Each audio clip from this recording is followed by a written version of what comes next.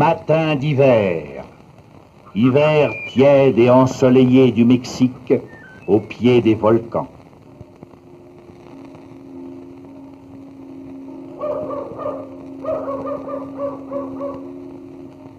Dans le petit village de Huejotzingo, avec ses maisons basses sous un ciel énorme, la vie s'écoule tranquillement.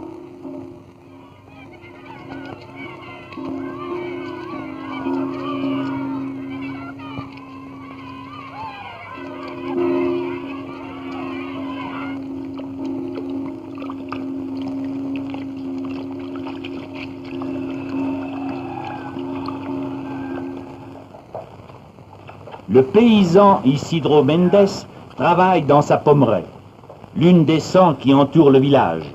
Le cidre mousseux qu'on produit ici, c'est le champagne mexicain.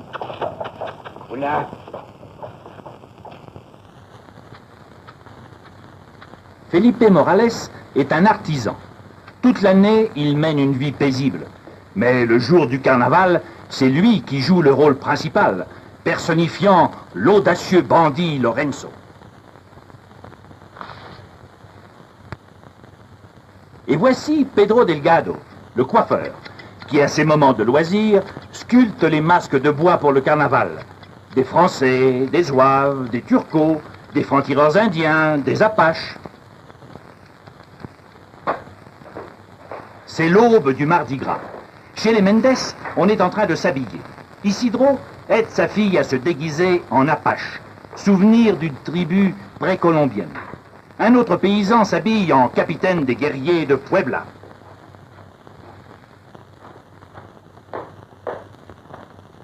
Isidro s'habille en sapeur napoléonien, de Napoléon Ier, bien que l'épisode qu'on représente dans ce carnaval rappelle l'intervention française sous Napoléon III.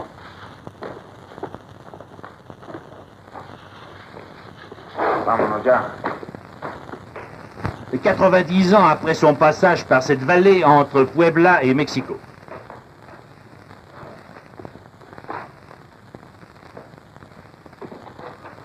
Ce paysan termine de se métamorphoser en franc-tireur.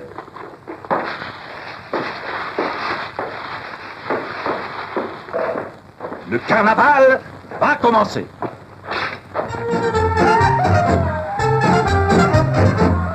Les premiers figurants.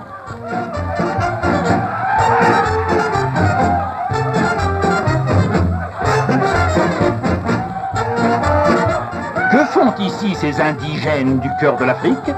Mystère, mystère noir.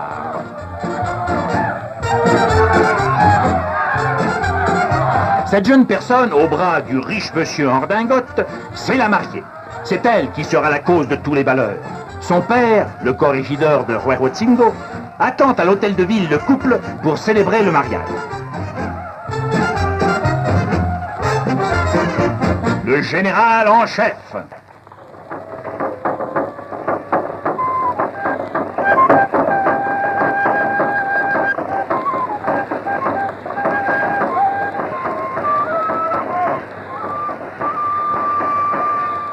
Les Apaches marchent au rythme du tambour préhispanique.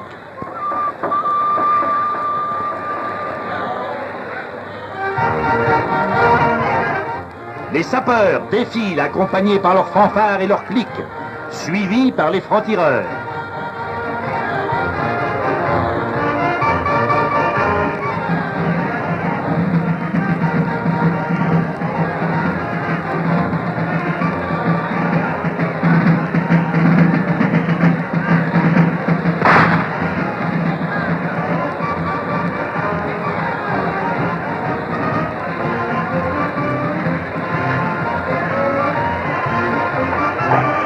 Les Zouaves et leur général. Un moment solennel, passe le drapeau français.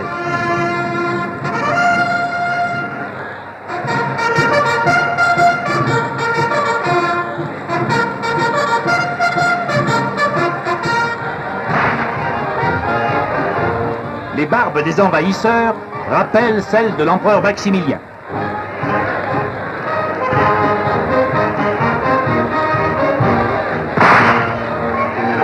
Le général des Turcos et ses troupes.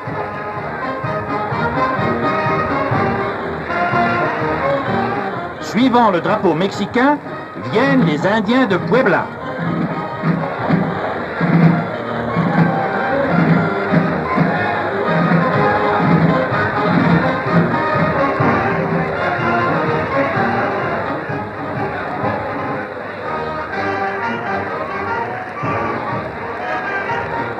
Voulez-vous acheter un tout petit Apache? ¿Cuánto vale? Le drame se prépare. La fiancée confie une lettre au messager du bandit Lorenzo, qui court la remettre à son patron.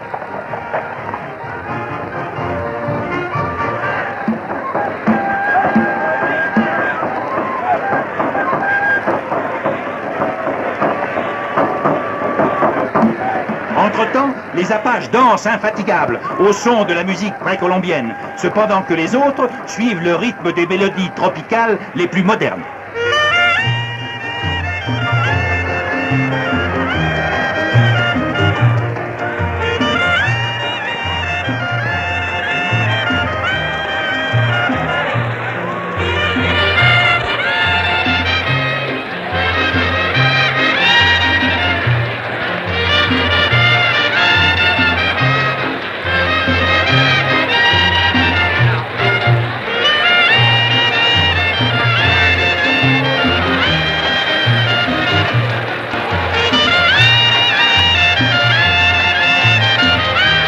Du dos de ces francs-tireurs pendent les plus étranges objets, de petits zouaves et des écureuils empaillés.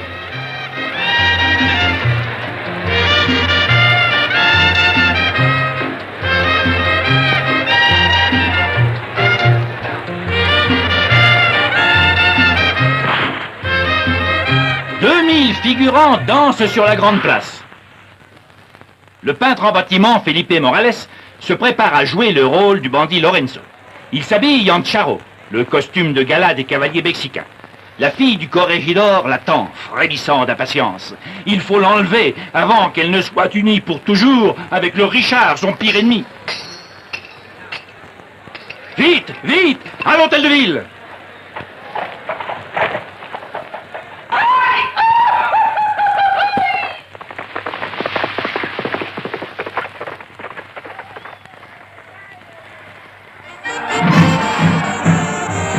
Les zouaves pointent sur l'ennemi leur terrible canon de bois. Toujours en dansant, tout le monde se prépare pour la grande bataille. On va tirer à blanc 150 000 coups de fusil.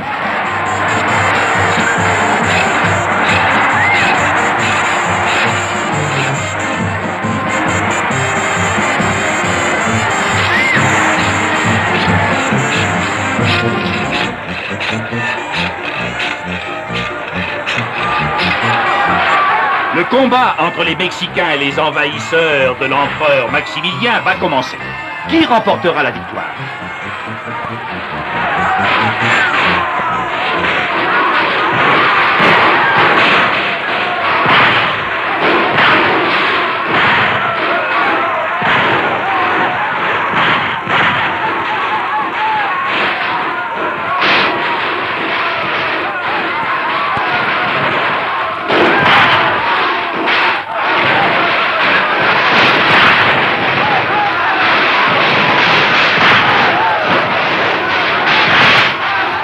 Lorenzo profite du tintamarre et de la confusion.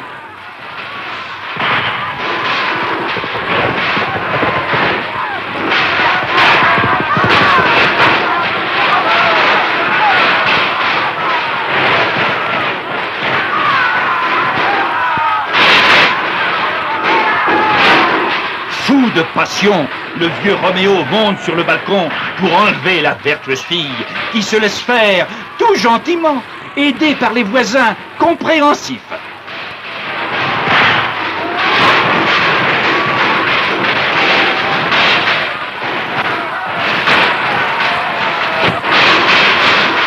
La bataille internationale est interrompue par ce drame d'amour. Mexicains et Français, le corregidor et le mari Bertoué s'unissent pour poursuivre le bandit. Ils attrapent un de ses complices.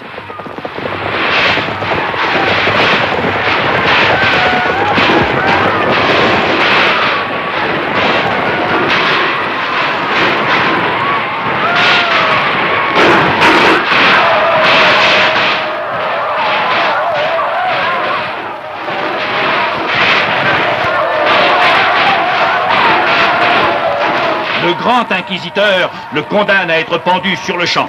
La mariée est rendue à son promis, Lorenzo s'enfuit vers la montagne et sa maison est brûlée en présence du général en chef.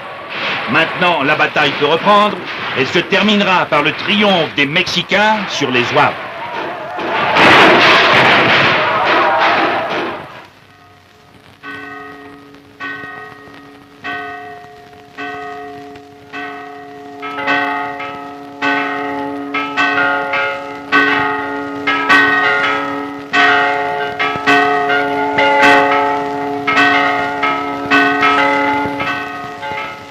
La paix revient au village, que seulement le carnaval fera tressaillir de nouveau l'année prochaine et toutes les années à venir.